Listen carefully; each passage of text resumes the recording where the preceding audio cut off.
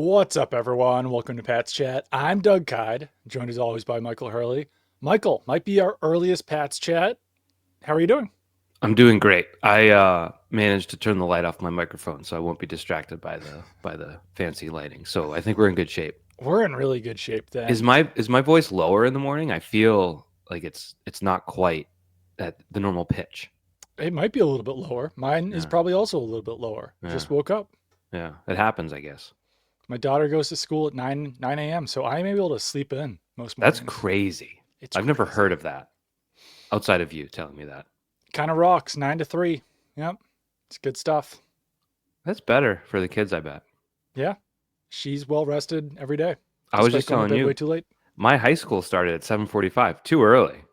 Yeah, mine started at 7:30, I think. Way too Insane. early. Insane. Aggressively early. The world Stupid doesn't early. the world's not going at 7:30. What are they No, training you for? People I get to know. work at 9 And I, in my entire high school career, never got used to waking up that early. cuz you were 15 and like needed sleep to grow And then and I also had a TV in my room and I would watch like Conan and Letterman yeah. like basically every single night. So Yeah. I got like 5 to 6 hours of sleep per night, basically every night of school. Was I talking to you or Not someone else great. about this? We'll do Patriots chat in a second. But with Jimmy Kimmel in the news and everything, it was like Yeah. I was talking about just how culturally significant late night talk shows hosts used to be, and it's Oh just yeah. with the media world the way it is now, like they're just not. But it's like who we were staying up past midnight on Tuesdays Yeah. just to watch some Letterman and Leno. It's Yeah. crazy. It's truly crazy, but I did it basically every single night. All right, let's talk about the Patriots. Let's start off with, I guess, kind of like the news of the week. We should Mhm. have some sort of like ticker that plays right now. Like Christian Gonzalez seems like he's going to play. We talked to Christian Gonzalez in the locker room on Wednesday. We talked to Mike Vrabel in the media workroom on Wednesday, and both seem to be leaning towards Christian Gonzalez playing this week. So, not the most difficult offensive matchup for Christian Gonzalez. Tech Especially McMillan's. they're both out. The top Leggett and Well, they both didn't practice on that's what I Wednesday. mean. Yeah. That's what I mean. They're both Yeah. I don't know if injured, I they're should both going to say. be out, but Xavier Leggett didn't play last week and he's still out of practice. Tech McMillan did not practice on Wednesday. So, yeah, I mean, if those guys are out, then Christian Gonzalez is facing the easiest matchup of his career. But still, it doesn't seem like a bad week to get him back in there. Yeah, for sure. I mean, it was obviously a bit strange the way that played out, where for months we've been wondering what the hell's going on. Like, is there a Yeah. setback, etc.? It seems as though there was some friction on that, where Gonzalez said he was upset, but Vrabes made his decision, I believe Right. was the wording. So, um, let me throw a theory at you, Doug. Well, let me just say real before your theory. Yeah, yeah, yeah. I think I was the one who asked Christian Gonzalez, like, how'd you feel when Vrabel You ruled were you out? confirmed. And in print, it appears like I was upset. hmm But when Christian Gonzalez said it, it was more like I was upset. So there's not like it's not like Yeah. he was like angry. But I will say this, because that's the Christian Gonzalez emotional scale generally Mhm. doesn't get past 1 out of 10. Right. For him, he did seem a little bothered, he seemed a little perturbed by it. I forget what He brought up the question. narrative. Yeah, he didn't like that he brought that up on his own, that people said, I don't know where it came out that I didn't want to play. I forget the question Karen asked exactly, but it was like something about last week and he just was like, well, I'm thinking about this week, not last week. And then he kind of left Karen like hanging to like ask the follow-up question Mhm. where normally he might have probably just been a little more forthcoming or straightforward or bland or Right. something, but Yeah. he seemed a little bothered. I mean, I wasn't there, you were. Yeah, I could I think yeah, that's kind of his vibe in all of those settings. So I don't think he likes doing it. Hmm. So he doesn't make it super easy, which is obviously his prerogative. hmm Um, but I'm glad he brought up the narrative because I've brought it up on this podcast before. The narrative bothered me. It was seemingly coming out of absolutely nowhere. Where like, And it was oh, like, this guy doesn't want to play football. It's like we don't know that. right. He's hurt. Plus, like he wants to make a ton of money next year, and Right. not Right. playing doesn't help accomplish that goal. So help me work through this as we get to my theory. Okay, so Help me, Gibbler. help me get through this as we get to my great theory, which is obviously going to be correct and proper. You have Gonzalez basically saying he wanted to play last week. He felt ready, more or less. You have Rabel saying, I held him out. Why? Just because I'm the head coach, baby. And you go back to last week, the odd decision to downgrade him on Saturday to out, which was a competitive disadvantage for the Patriots. However small or large that may have been, the Steelers Saturday afternoon were like, oh, no Gonzalez. Let's, adjust. Let's party. Yeah, that's good news for the opponent. I'm wondering if that conversation that Gonzalez referenced with Vrabel, like we talked and Vrabel made his decision. I wonder if it was maybe contentious to some degree and it ended with, hey, yeah, watch this, pal. You've been downgraded to out. Because I can't think of any reason to make that announcement on Saturday. Like, I don't think you have to do it for practice squad call-ups because you're just talking about a straight inactive. It's not a roster spot. No, yeah. You can wait. If you're the home team, you can wait until Sunday. So it was an odd decision. So I'm wondering if there was some sort of contentious discussion because now Vrabel to even talk about it, he's been so mum on it the whole time. It feels as though something came to a head and needs to be resolved because it doesn't seem. What's the word? People say the word a lot. I don't know if it doesn't seem copacetic. I'm going to see if I used that right. Was a good use of that word. I wouldn't go that far. I'm not gonna speculate on that. And like that's not being no fun. I think that there's just as much of a chance of them doing that because it like maybe it would help the narrative if he goes out there on Sunday, works out on the field, and then they rule him out. And it's like, oh, he said he couldn't go, or like whatever, this happened, or like we saw him on the field working out, didn't look too good, or like, oh, he looked fine, but then they still ruled him out. You know what I mean? So like, I think doing it a day ahead of time, it's almost like doing like a Friday afternoon news conference. You know, you're ruling him out on Saturday at 4 p.m. Everyone already knows. No one really has time to react to it. It's not a big deal by Sunday at that point. So I don't know. I don't have a better theory on it. I could do some digging on why they did it. Yeah, do that. All right. Do it for the podcast. just for this. Yeah. Not that pesky job of yours. A week late figuring that out. But no, I mean, like, I don't know. I wouldn't go so far as to say that after we talked to Vrabel and Gonzalez, that it seems like there's any like contentiousness between them about this. So yeah, hopefully he just plays this week, plays great, and then we don't have to deal with this for the rest of the year because like the Gonzalez thing has essentially become like a must-write story every Wednesday and Friday. And I don't know, it just gets a little bit old after a while. You know who's begging? You know who wants him back the most? The pass rush? Nope. Who? Carlton Davis. Just like, goddamn, I would like to downgrade my responsibilities and has the sore Achilles apparently. So like, really would like some help. Yeah. So we did see them practice on Wednesday a little bit. Neither Davis nor Gonzalez went through the like fake tackling drill where like an offensive player runs at a defensive player. The offensive player does a cut and then the defensive player is supposed to stay in front of the guy. Like most other defensive players did it, but those guys didn't. Which I don't know what that means or not, but that's really the only individual drill that we watched during practice. We also, while the rest of the team was doing special teams, we saw Carlton Davis and Christian Gonzalez just kind of like working on their own a little bit. There was a jugs machine involved, and at one point the jugs machine like shot the ball past them. Then there was just thumbs up. Then there was just like a football laying kind of like over near where we were. So I was like, all right, I'm gonna pick up this football. I'm gonna throw it back to the staffer. And you know what? I threw the ball to the staffer, and Mark Daniels turned to me and said, "That was a good throw." I just need to brag about that. Yeah, it was a spiral. Did you use the staffer perfectly? It was lofted. It was a catchable ball. It was a Mac Jones ball. It was a catchable ball. Did you use Aaron Rodgers' grip? I actually thought about that as I was holding the football, and I was like, "No, I'm gonna go with the Doug Kyed grip." Yeah, that's smart. You probably don't have the same size hands. No, I definitely don't. Yeah, nice. I'm not good. Like the media not known for its athletic prowess. So good for you. I'll bet this guy was like, "Oh, this throw's gonna be a duck." Just a wobbling duck. Just it was. I mean, I've seen worse throws from Peyton Manning. I'm not gonna lie. So nice. I would have gone with the punt. People get pissed off if you punt the ball at them. Uh, Steph Burnham, the Patriots media relations coordinator, I don't know what her official title is, but she also, a ball came to her, and then she's from Australia, so she did like a rugby pitch. Oh, like the two hand. Yeah, It's yeah, a spiral by a different. It's like the different hemisphere. It's coming right. from the southern hemisphere. It's true. Just the way the toilets flush differently, apparently. You've been to Australia, I right? have. That's Yeah. Do you have wild. any I want to questions go to about it? Australia. It was very far away. That's point number one. Well, it's also like saying like, oh, I went to the United States. Like, Australia's enormous.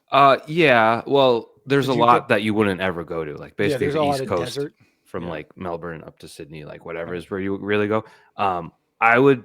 My tip: get out of Sydney. Like go Mm, because I stayed in the like a suburbs basically, mm. and it was nice. It was like a very different. Sydney to me could have been Chicago or Los Right. It Angeles. just Like looks like a city. Yeah. it's an international city. Right. People speak English, so Yeah. it didn't feel super foreign. But when you get out to like the countryside, it was gorgeous. I And didn't people see still speak English there. sort of like I landed in Sydney and the speakers were making announcements, and I was like, I don't know what they're saying. I'll be honest. It took a couple days to get used to it. That makes sense. All Like right. when people come to So, Boston. other news of the week. Stefon Diggs talked yesterday. Yeah. So I'm gonna tell you the facts of what Facts. he said. Okay. He said that he's eating what's on his plate. He's not gonna ask for more targets. Mike Reese asked him, "Have you always been someone who just eats what's on your plate?" And he said, "Yeah, I've pretty much always been that way." Do you think that Stefon Diggs, throughout his career, has always just been happy with the targets that he's received? I do not. I've seen it. It was on TV. like like like playoff games. I've seen it. It was televised. He is being a good soldier right now, though. So, Yeah. um, Do you buy it? well, I mean, I buy it. I buy that he is being patient right now. I do buy Yeah. that. I haven't seen anything indicate that he's been a bad teammate. When they've done those like mic'd up segments, seems like he's hmm being fun with the rest of his teammates. What does he have? 113 yards? I think maybe, yeah, it keeps going down each week. That's the thing is that he had like 57 week one, 30 something week two, 20 something week three. Like Drake Maye said, I have to get him the ball more. And he said that he told Steph that he needs to get him the ball more. I do think he needs to get him the ball more, if we're being Yeah. honest here. I think that Diggs and Booty need the ball more. He's got 112 yards, which ties him with DeAndre Hopkins for 77th most in the league. Wow. And like a lot of A nearly former Patriot, DeAndre Hopkins. nearly former Patriot, like a lot of his fellow pass catchers outside of maybe Hunter Henry, it's like the passing game has been effective, but nobody has the stats to I show it. know. It's I know. it's the strangest usage where you had a running back lead the team in receiving in week 2. You had Hunter Henry lead the team last week, and then it's like the drop off from 1 to 2 every week Yeah. is like Booty 50 week one. Yeah. yards, Yeah. and then there's 6 to 7 guys with 1 or 2 catches. It's a very odd dynamic at play, and I don't know if Yeah. it's intentional or incidental, but it's been strange. And Diggs would be the one you figure to be the one most affected by, because like Booty doesn't have an NFL career that he could be like, what the hell? I'm not catching 8 Right. passes a week. Yeah. Hollins, I think, understands that he's like a role Yeah. player. Right. Yeah. And Douglas is a whole different story. But yeah, Diggs is the one who's been a top 5 receiver for Right. multiple years of his career. So it's So Vrabel definitely was worth keeping an asked. eye on. Vrabel was asked about Diggs, and he said like, "Well, I don't think any of these guys are going to get 90% of snaps." To which I do ask why. But that did seem to be the MO in Tennessee, where like I don't think AJ Brown ever played over like 70% of snaps under Vrabel. They did a similar like mixing and matching of their wide receivers. You want the numbers while you're on it? Yeah, sure. So in Tennessee, AJ Brown, 69%, 81%, 69%. And since he's gone to Philly, it's 85, 89, 86, 92. So So definitely I was gonna bring up the Eagles. And I under know that this usage. is oversimplifying matters a little bit, but like Jalen Hurts basically only throws to 4 guys. He throws to AJ Brown, Devontae Smith, Dallas Goddard, and Saquon Barkley. Like that's hmm kind of it. hmm And it's always been that way in Philly since they added Brown and Smith. It's been like these are the only people who are going to get the ball. Their They third had wide receiver might as well just be running wind sprints the entire time they're out there. they had I'm not gonna it's 100 86 targets of 418 last year. So they were like half of the targets, those two receivers for Philly. Yeah, and then you throw in the tight end and the running back, and Yeah, it's like it almost completes the circle there. it's like 80% of their I targets. don't know what's wrong with that. And Well, I I'll tell I you. think that if I were personally building an offense, and obviously everyone has a different way of doing things. Like we're looking at the Eagles have a way of doing things, and now the Patriots have a way of doing things. I think that I would personally try to rely most heavily on like four guys, just because I think it builds consistency. I Mm, understand that if you have a group like the Patriots where like no one really stands out above the crowd, you want to like spread out targets. But as it stands right now, the Patriots are using three running backs.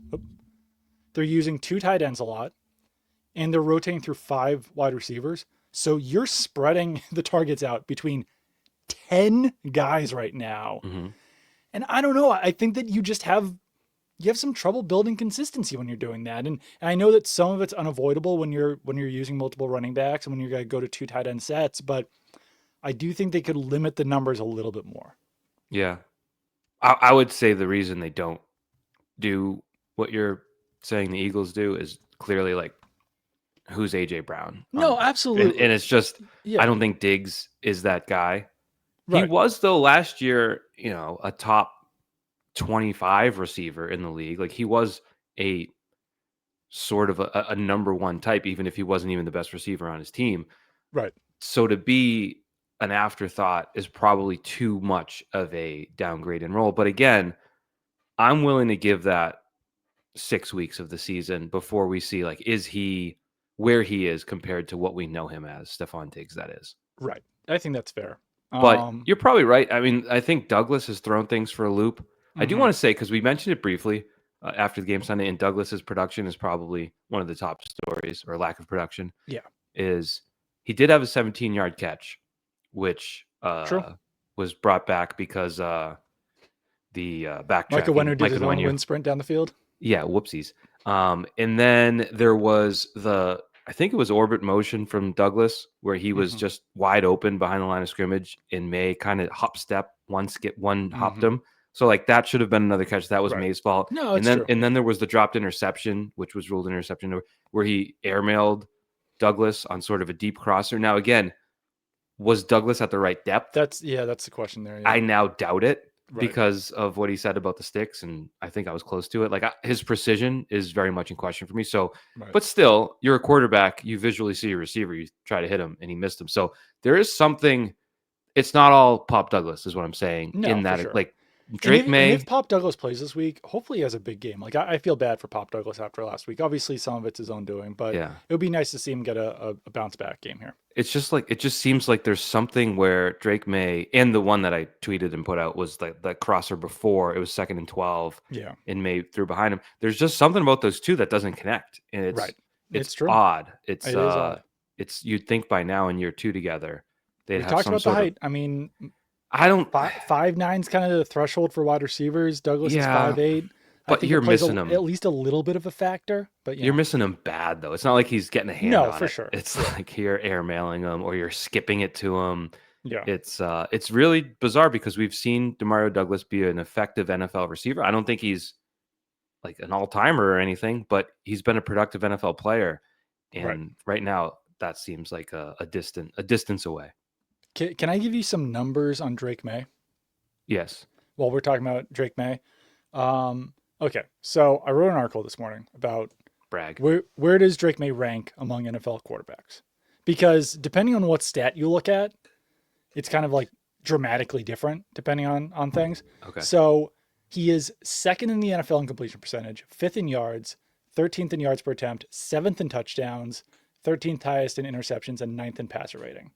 I Those are all think pretty all good. of those would be surprisingly good Yeah. compared to Like the feels. narrative of how he's playing or like Or the eye just, test or whatever. Yeah. I've watched the games, not to Right. brag, and I wouldn't have guessed as many of those being top 10 as they are. And But even like like, those are obviously your like most surface level stats. And he hmm is based on those a top 10 quarterback, right? hmm So then EPA, he is sixth in EPA per play, or sixth in total EPA, eighth in EPA per play, fifth in completion percentage over expected, seventh in success rate, and seventh in accuracy rate.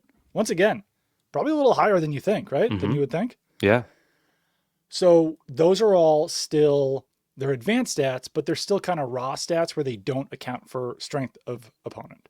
And I You're think that right. that's been a massive thing so far in Right. Drake May's career Like I bet Jaden or Daniels Drake May's season. is way down. It's like he played the Packers defense who put him in a blender. And it's like Right. it's too early in the season to draw conclusions. The Raiders, Dolphins, and Steelers all rank bottom 7 in defensive passing DVOA.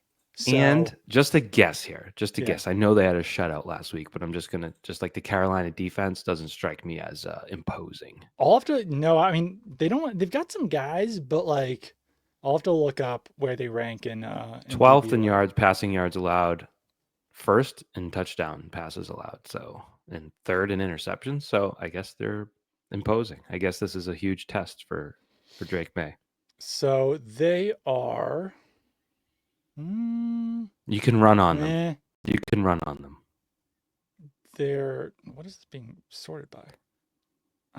They've also faced the Jaguars, the Cardinals, and the Falcons. So it's too early to, I guess, to So draw they're major. 15th in overall DVOA, Mm-hmm.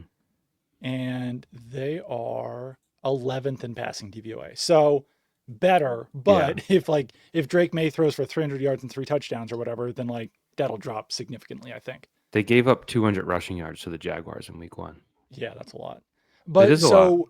I I agree. think that the most realistic stats from May probably is that his DVOA ranks 14th, his QBR is 15th, and both of those adjust for quality of opponent. And he is also 14th in overall PFF grade, 12th in passing grade. So I think like he's like somewhere around probably like the 15th best quarterback in the NFL this year. Does Okay. that seem fair? Yeah, I thought he was 16th on PFF. You got 14th, I might have sorted it differently. maybe. Yeah. Well, either way, Still. yeah, I think there have been some glaring mistakes that Yeah. look bad. I think the fumble last week was bad. I think some inaccuracy has still crept in, even though it's been much better than the preseason. But it brings me to what I was thinking yesterday as I dinked around in the old Pro Football Focus website and did some grades. I was like, what are these offensive linemen like? How are they doing? Would you Right. like to know? Because Sure. I did the whole team. I looked at the whole team, and the offensive line to me, and the receivers for that matter, which were like the two glaring needs all spring, summer, and winter, going backwards. Did they fix them? And like they put in the resources on the line. They got Will Campbell, they got Jared Wilson, they drafted Marcus Bryant, they signed Morgan Moses and Garrett Bradbury. Like they did all you could ask, like in terms of effort, expenditure, capital, all that. Yeah. The tackle rankings. Will Campbell ranks 35th out of 70, so like right down the middle. Mhm. And Morgan Moses is 42nd out of 70. So you're getting mediocre tackle play. Yeah. Like Massive upgrade from last year. But I was just gonna say huge upgrade from last year, but still, yeah. you were probably like 68 and 72 last year. So Right. massive upgrade, but still you're not getting great tackle play. That being said, I believe Will Campbell's biggest deficiency thus far has been run blocking based on the grades. I'd have to double check that. Yeah, I think overall the team has been much better in pass blocking than run blocking. I mean, that's the good news. All right, then your guard rankings, you have Mike Onwenu's 39th out of 76 guards, Jarrett Wilson 51st out of 76 guards. So again, you're below the 50% threshold there. Like you're on the bottom half, not at the very bottom of it, but obviously you're not getting excellent guard play. And Garrett Bradbury ranks 27th out of 36 eligible centers. So you look at that offensive line play as sort of it. I don't know. Is it the number one most important thing for the quarterback to succeed? Probably. Right. And it has been somewhere between mediocre and bad across the board. So it's something to keep an eye on where as we evaluate the quarterback, that is still a significant contributor. At a certain point, it can't be, but in year 2, it still is. So it's interesting. Morgan Moses is the only Patriots offensive lineman who has a higher run blocking grade than pass blocking grade. And listen, I'm a person who worked at PFF, and there's still elements of this that I don't understand. So it's not perfect, but it's and like I'm not criticizing. Like, your overall point is a tremendous one. That Thanks. Drake Maye is doing well, like playing quarterback well, despite an Mhm. offensive line that is still not among the best in the NFL. So, and is not even top half at this point. So Garrett Bradbury, for instance, Garrett Bradbury has a 75.5 pass blocking grade, and he's got a 45.7 run blocking grade. Yeah. Overall, though, he's a 56.2. And I'm not a mathematician, but 56.2 is lower than the average of his Well, pass they've blocking grade and run blocking grade. And I'm going to take this one step further. well, no, let me just stop you because they've run so many more pass plays than Well, run that's what I plays. was literally just going to say. Oh, He has 137 pass blocking snaps to 68 run blocking snaps. So you would think that his overall grade would be weighted more heavily towards pass blocking than run blocking. Maybe for PFF, they put like maybe his run blocking snaps have been more impactful than the pass blocking snaps. mm, Like maybe he's more involved in the run. I don't, but I like it feels unfair for Garrett Bradbury to be ranked 26 out of 32 yeah. when he has a 75.5 pass blocking grade and per PFF's charting has not allowed a single pressure so far Hmm. this season. You would think that would be more significant, but I don't know. It's just Right. Yeah. he came in with deficiencies. Obviously, the Vikings said sayonara, so there are No, for just sure. elements at play. But Or okay, well, before we put a bow on the offensive line, yeah, I also want to throw one more thing out there. throw it. They are fourth in PFF's pass blocking efficiency, Yeah. 87.8, 2 sacks allowed, 7 QB hits, 21 hurries, 30 pressures. A lot of the other sacks have been on other guys. That to me, given the Patriots offensive line like grades, I think reflects more on Drake Maye than it does on the offensive line. I think that like he's Okay. avoiding sacks, he's getting Yeah. rid of the ball before the pressure comes. Yeah. That's what that kind of tells me about that.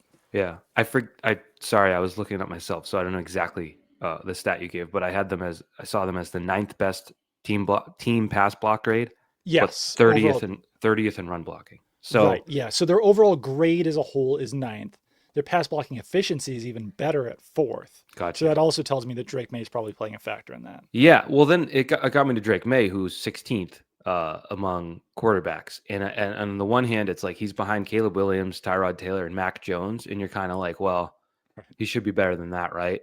But he is ahead of Jaden Daniels, Patrick Mahomes, Jared Goff, and Lamar Jackson right now. Mm. So it kind of puts into perspective. And again, it's just one measure, Yeah. but I think if you were to talk to literally any football fan in the country and say who's better right now, Lamar Jackson or Drake May, no one would say Drake May, and Right. that may be true still.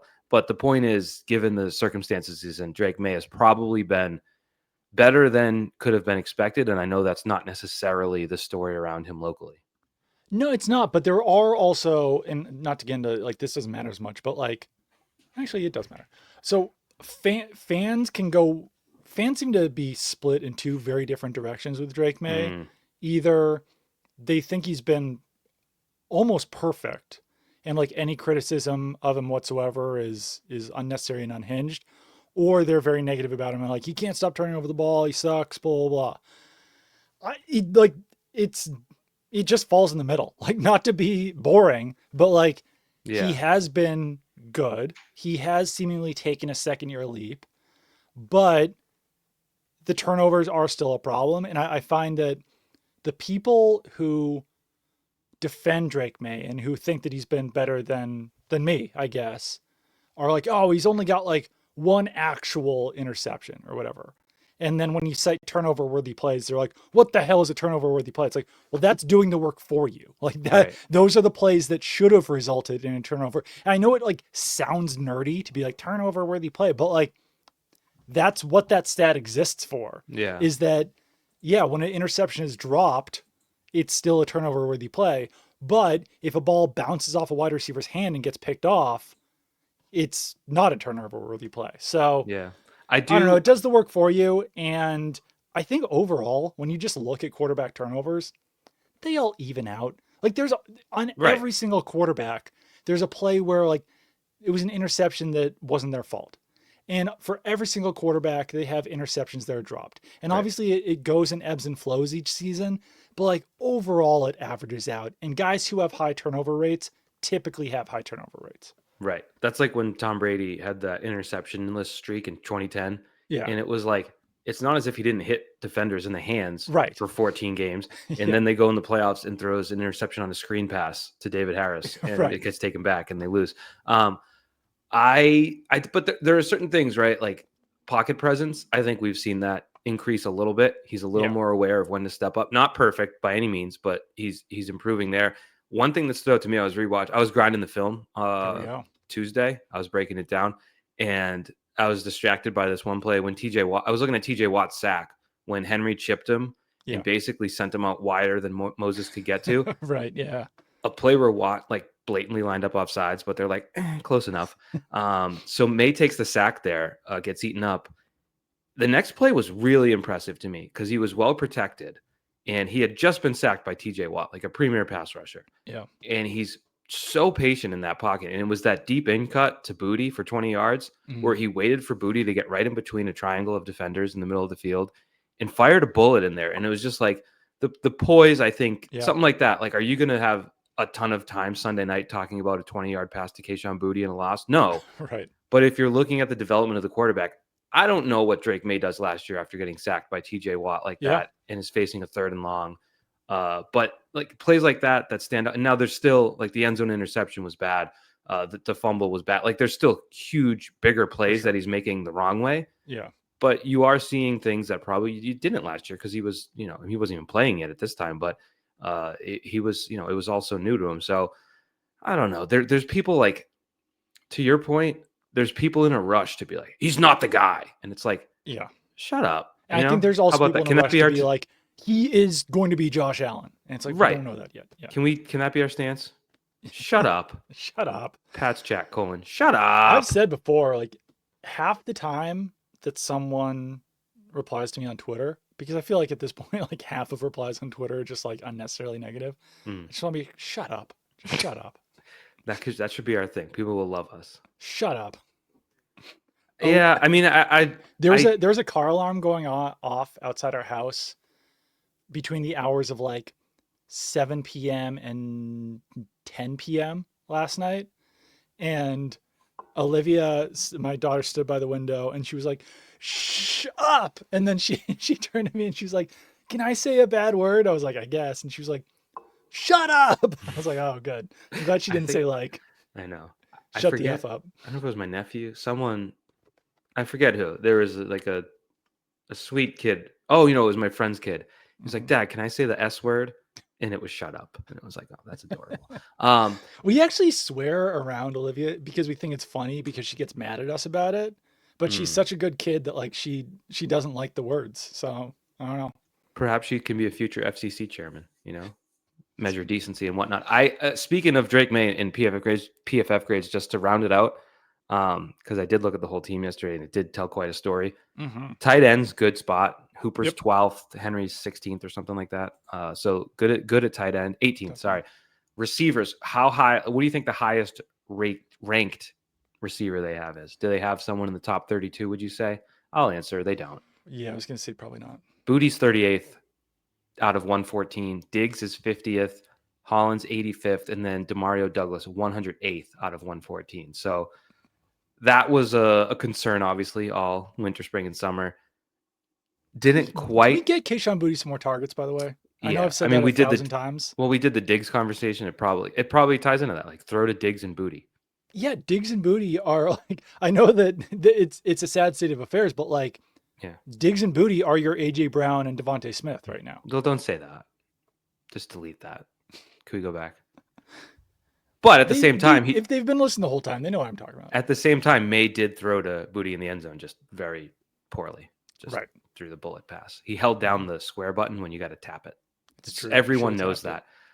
So that, and then the running backs, Stevenson is 38th out of 57. I got to imagine he'd rank much higher if he didn't fumble twice last week, but he did. And Trevion Henderson, a bit of a disappointment at 45th out of 57. So that's just the offense. We don't need to do the defense, but they do have someone, Alex Austin, 101st out of 102 cornerbacks. So I think that's, and Christian Ellis, 73rd out of 73 linebackers. Then those were the two guys who were benched last week.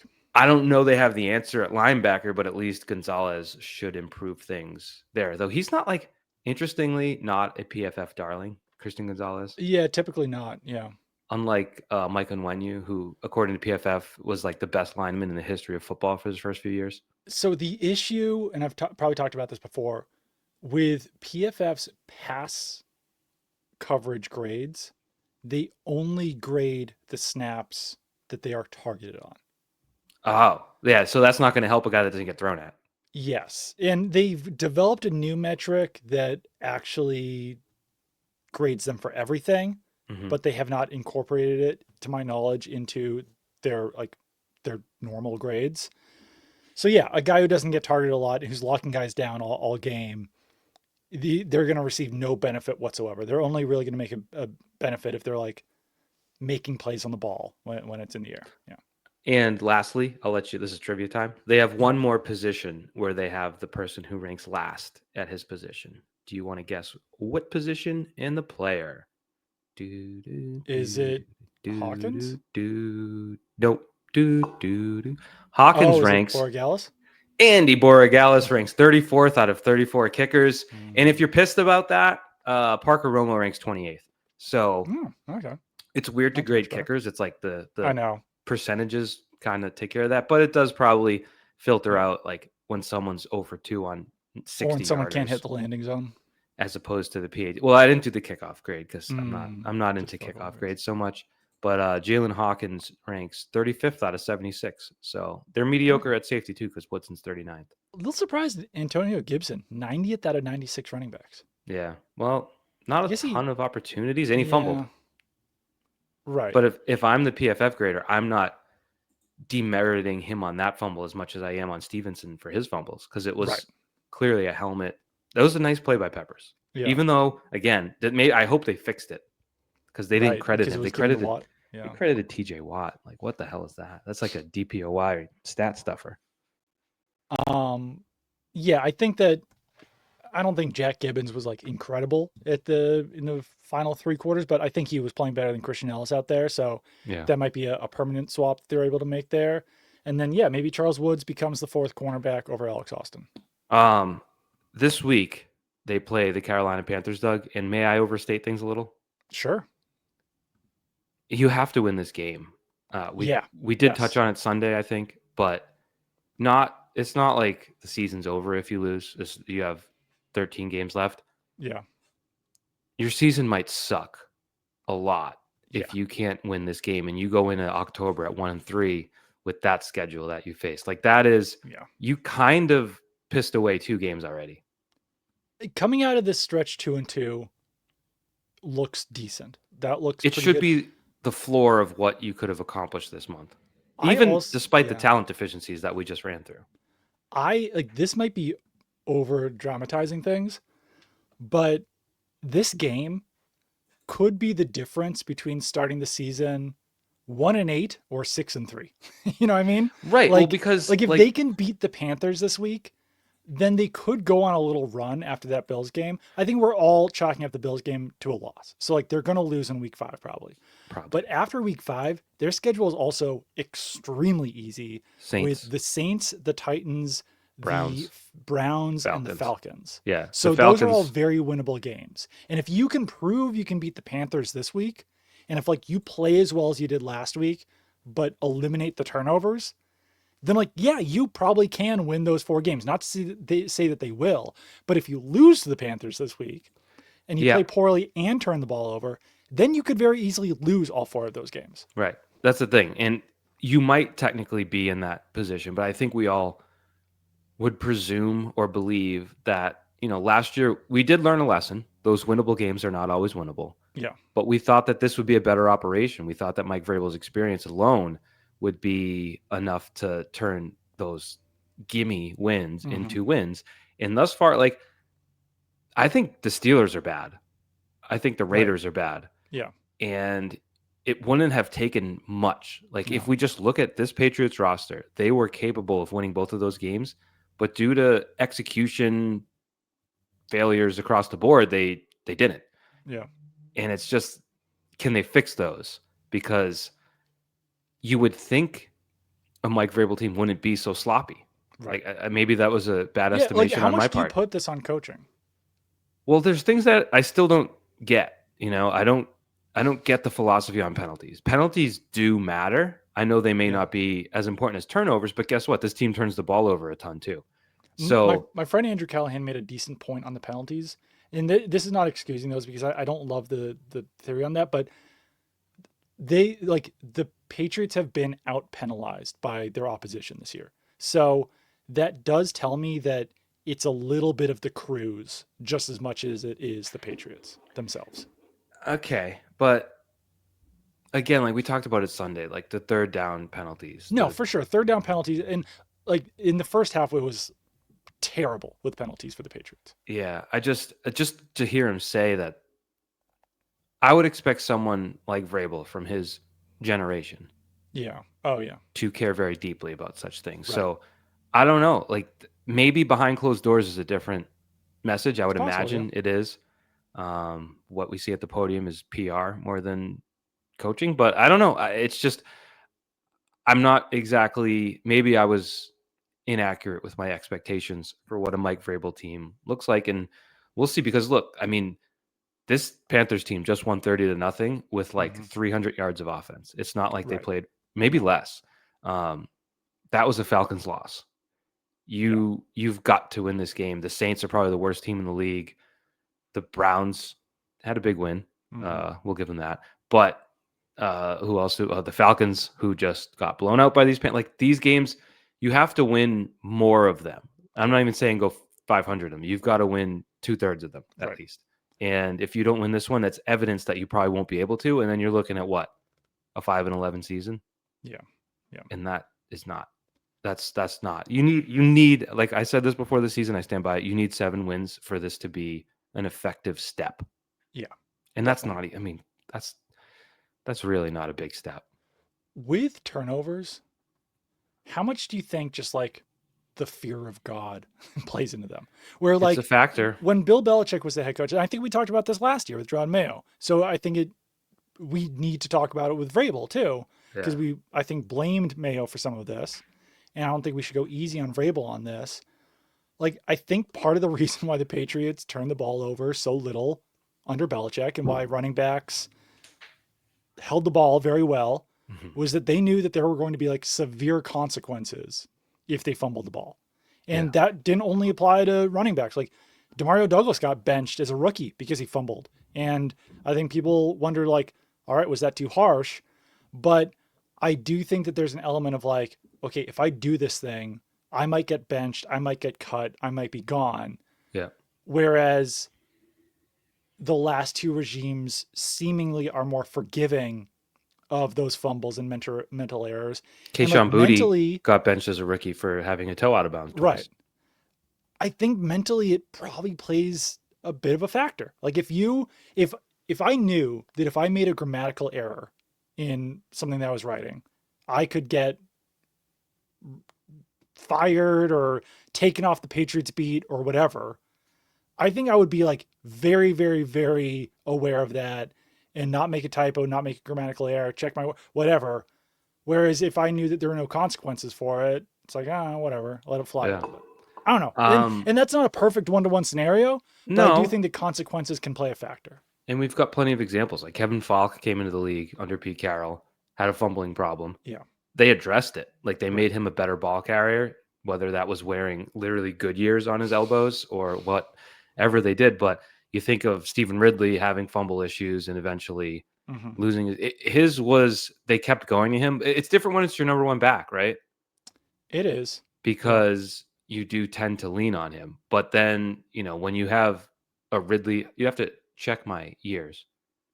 Now, Ben Jarvis Green Ellis was before that, but And he never fumbled. he never fumbled until he went to James White. Never. You know what James White's first fumble was? This was a tragedy. It was the end of a game in 2020, I want to say. Mm, What year did he get hurt? 2020? I think so. No, 20, whatever. It was the end of a game. I think it was 2020. And it was like a scramble play, and they were doing the laterals, and he threw a lateral back to like Cam Newton or Mm, something, and it fell. It was on the turf, and someone covered up. But like that was his first lost fumble of his career. It's that's like that crazy. doesn't count. Right. That was Well, silly. But anyways, Ramondre Stevenson didn't have a fumbling issue when Belichick was here. yeah. So I mean, it's it's a number of things, and that is probably an element. In like Stevenson played after the fumble, but in pass protection, so they didn't give him the ball anymore after the second fumble, I After the believe. second fumble, yeah. But yeah, maybe to your point, the first fumble, opening drive, you work all week I know. and you take the field, and the guy just coughs it up on the fourth, fifth play, however you want to categorize that one. So yeah, I guess it's difficult, I guess, when your running back group is structured to lean on him. Well, yeah, and like I still think they should dress him because like for me it's like, all right, so your option is to either deactivate Ramondre Stevenson and bring Terrell Jennings off your practice squad, or just kind of like keep running Ramondre Stevenson out there at least in pass protection. Like that's kind of a no-brainer, right? Wouldn't you rather have Ramondre Stevenson on your game day roster than Terrell Jennings? Mm-hmm. Yeah, So but not if that he just makes it tough. not if he pisses the ball away though. So No, it's oh, absolutely. And like, and I do think that like some sort of consequences mm-hmm. help in those situations. As harsh as that sounds, and as like, I don't know, even dehumanizing as that sounds. Like, I Right. think that when you know that something bad can happen if you mess up, I think it's going to prevent you from messing up. I don't know. Yeah. Do you want to know a fun fact about Ramondre Stevenson? I would love to. He's 27 yards away for tying Corey Dillon for 8th on the all-time rushing list of Patriots. Wow, Yeah, that's very there you go. interesting. I was trying to think of, fumbling issues that we see. Like Ridley was the biggest one. Who am I missing on? Was he like the glaring example He's of? like pretty much the glaring example. Him and Kevin Yeah, Falk are like the guys who had fumbling yeah, issues here. yeah. Yeah, because Speaking of Corey Blunt Dillon, didn't. no. Speaking of Corey Dillon, 20 former Patriots are among the Pro Football Hall of Fame finalists. Did you look at that at all? No, because I know like Rodney Not Harrison gets finalists, like they're like, candidates, whatever. yeah, yeah, yeah. Just to be clear, by the way, the fumble was 2019 for James White. Oh, okay. Thank you. Thank You're you for welcome. clearing that up. Yep, everyone was pissed about it. They're like, "What is it?" They're furious at you. Yeah. Um, I don't know. Like I think more Patriots players should be in the Pro Football Hall of Fame, but like Vinatieri should definitely be in there. I Mm-hmm. think Rodney Harrison should be in there. Mm-hmm. I think Vince Wilfork should be in there. Mm-hmm. After that, like Torrey Holt and Reggie Wayne don't count. Nope. James Harrison, I don't know if he's a shoe-in. Probably not, but he does have an iconic play, which will help him. Logan Mankins might be the toughest one for me because if he'd even won one Super Bowl, I think he'd probably be in there Mm-hmm. just based on his resume. But Mm-hmm. I don't know if he makes it's like I don't know if this was by design for Bill Belichick, but like he did a good job of making it a team victories with Tom Brady at the top of them more than like individual performers excelling Yeah. and becoming superstars. Because Yeah. like they've had so many Hall of very good players throughout their tenure with like Dante Hightower's probably not going to make it. Devin McCourty's probably not going to make it. Like they would add superstars here and there, but so many of the best players from those dynasty teams are probably not going to get into the Hall of Fame. Yeah. I just think of, as you were saying that, I wrote a story, Bragg, after Super Bowl 53. And a lot of people were like, "Oh, a defensive player should have gotten the MVP." And I like broke it down. I'm like, Gilmore had one big play, which was the Yeah. interception. Hightower had one big play, which was the sack. Jason McCourty had one big play, which was the pass. Like Yeah. every big defensive play was made by a different player. Yeah. Whereas if it was like one guy had 2 or 3 plays, maybe it's a different story. Yeah. Um, And that's kind of yeah, the way it always was. Yeah. I don't know. I think Will Fork will definitely get in. I wrote this after his retirement or at some point, because if you've ever seen clips, and maybe you'll be one of these guys one day, Doug, I believe in you, one of these Hall of Fame voters. It seems there's like 50 of them, right? And they get in a room and it's like mostly old men Right. and they just waft farts in each other's face and just love to soak in each other's Yeah. fart wafts. No offense to them. That's my observation on it. I I can't wait to soak believe, in the fart wafts one day. and I believe there's no greater way to waft your fart in your fellow voters' faces than to extol the virtues of a defensive tackle Yeah, who the nose tackle. doesn't have the stats, doesn't, but you can say he took on a double team this, he filled 2 gaps here. Iconic play with a butt fumble. Iconic play with the butt fumble, Super Bowls on bookends of his career. Yeah. Like I do think that is he probably has a better chance. But if you really want to get into the wafting, like guards, you can do it. Now, like Yeah. interior linemen that have gone to the Hall of Fame in our careers, like Alan Faneca, right? Like is in Steve there. Hutchinson. Yeah. Yeah, like you can make the case. I don't know that Mankins was ever nationally as popular as It's some of fair. those guys, but yeah, you're right. A Super Bowl probably would have been the difference. Not It's even, crazy that and he it's was there not from even. 2005 to 2013. It's hard to do. Hard Yeah. to play And almost a Wes decade. Welker, 2007, 7 to 13. 2013, 2012, 2012.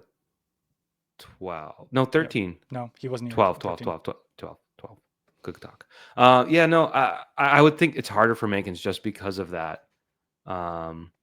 Like Nick Mangold was like the most popular center in the league forever. It's like I don't think Mankins ever. Got to that level for guards. Yeah, He was well regarded. He for sure. played in a lot of Well national TV guarded. games. Well Well regarded. regarded. Chris Collinsworth was probably like, look at the way this guy blocks, and people saw it. But I just don't think. I don't know that. I'll be surprised, I guess, if he gets in. The fact that like Vinatieri had to wait at all is just stupid. Like it's pretty wild. It truly is. And Very, very wild. To the fart waft point, Mm. I remember when Gronk first retired, there was a story. I think Karen wrote it where she interviewed some voters, and a lot of them were like, I'm not sure if he'll be a first ballot. And it's just like, shut up. Like, so there's a lot of BS involved. I don't think, like, that's why Rodney Harrison isn't in. If I ever get in there, my guy to pound the table, though, will be Matthew Slater. Interesting. Yeah. Interesting. Did you know some Mike Hurley lore? I started the Edelman Hall of Fame debate. I do remember that. I think you actually even mentioned that on here. Yeah, that's all I got. You have to go in like 2 minutes.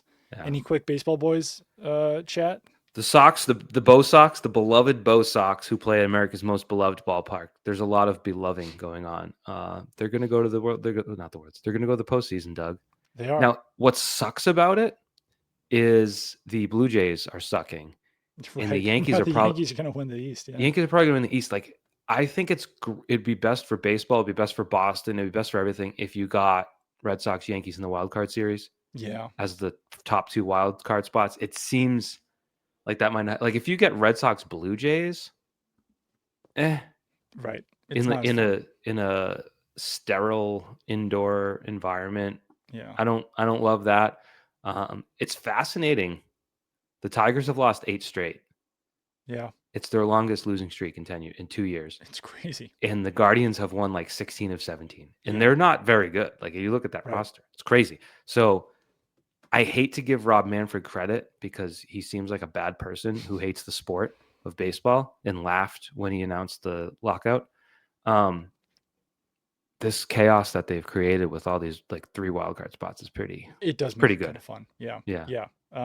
They must have foreseen that nobody was going to be good. Like, who in the American League do you look at besides maybe Seattle? Yeah. As a solid top to bottom team. No, it's true. And like Seattle only really came on super strong here at the end. They've won 9 of 10, just like the Guardians. Tigers have lost 9 of 10. Astros. I mean the Mariners have like a really good rotation, great lineup top to bottom. The Patriots fullback Jack Westover is a Mariners fan, so I talked to him about the Mariners in the locker room a decent amount, and he's like, they're getting us to buy back in. They're doing it to us again. I'm like, I know. They should be able to win. Like, at least they should be able to get to the ALCS, and I would pick the Mariners to get through the AL just because there's no one who you're scared of. I had some friends from Seattle who were at the game last night, and the Mariners hit like 4 or 5 home runs in the game while clinching the AL West. And like the vibe seemed immaculate in T-Mobile Park. I was like straight up jealous that I wasn't there. Yeah. Even though I'm 3,000 miles away. But the Phillies hit 8 home runs last night. Jeez, that's a lot of home runs. It's a lot of dingers. A lot of dingers. But yeah, when we talk Sunday night on our podcast, will all be set up. Yeah. I don't think a Sunday night baseball game. That would seem unfair, but maybe there is. We're not the official baseball boys. Don't quote me on that, but we'll know I told my wife Jen last night while we were going to sleep, I was like, just warning you, I'm probably going to be pretty obnoxious during the baseball playoffs this year. Well, you got those 10 o'clock games to deal with. I know. That's tough. Might not be driving Olivia to school too often. We'll see. Yeah. I'm checking this guy. I always fact check myself, Doug. There is Sunday night baseball game. Correct. All right. So when we talk Sunday night, we'll just do if the Patriots lose to the Panthers, we vow to just do a baseball podcast. How about that? That's great. I love that idea. Yeah, Predictions. latest game is 3. 3 something. Yeah. Predictions, Doug. Sunday, by the way. You want to talk scheduling? Sunday's an incredible football game, football day, except for the Patriots and Panthers. You have there was a good one. So you have a morning game in Dublin. Oh, hell yeah. Vikings, Pittsburgh. That's Yep. fine. Like whatever. At 1, there was something that stood out. I'm trying to think. Philly, Eagles, Tampa Bucks. Bay. Eagles, Bucks. Yeah, but then at 4:25, you get Ravens at Chiefs, which is always fun, even if the Chiefs are Yeah. kind of poopy. And then at night, you have Packers at Cowboys, Micah Parsons, all that, all combined Yeah. with the Ryder Cup final day. I know you're a huge golf guy. That Well, is a good day of I know sport. you're not a big. I don't think you're a big college football guy. Oh, we got a big one. Yeah. Like, first of all, this only really applies to me, Mike Vrabel, and Jack Westover. But Ohio State, Washington at 3:30 is a pretty big game. That's in Okay. Seattle. LSU, Ole Miss. That's number 4 versus number 13. You've also got Oregon, Penn State. That's number 6 versus 3. Alabama, Georgia, 17 versus 5. So there are some massive games on Saturday and Sunday.